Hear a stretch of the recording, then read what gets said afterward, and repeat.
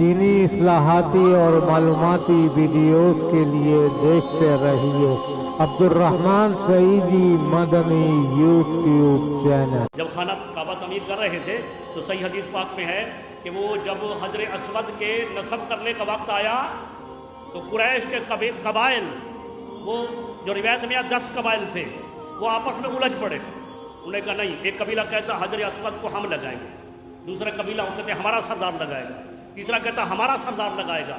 الغرض کہ یہ ایسا قریب تھا کہ وہ تلواریں نیام سے نکل آئیں اور خانہ کعبہ کے اندر ہی خون ریزی شروع ہو جائے۔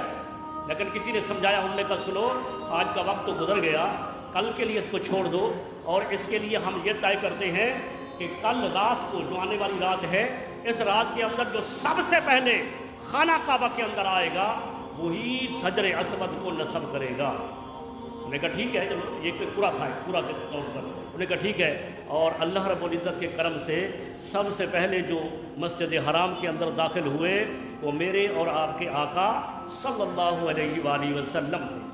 آپ صلی اللہ علیہ وسلم تشریف لے آئے، اور جب قریش دوسرے آئے، انہوں نے دیکھا کہ سب سے پہلے محمد آئے ہیں، تو کسی نے اعتراض نہیں کیا۔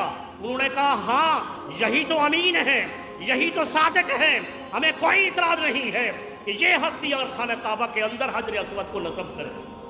لیکن امام الانبیاء کی فراست پر قربان جائیں، آپ صلی اللہ علیہ وسلم نے خود نصب نہیں کیا۔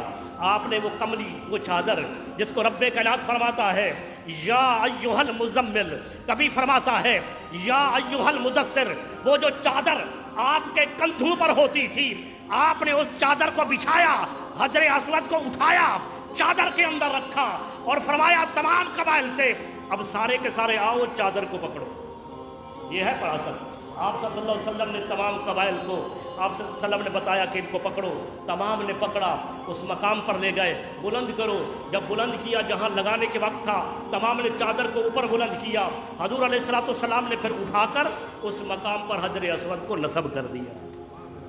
یہ ہے حجر اسود کی ترتیب جب قریش نے کی تھی۔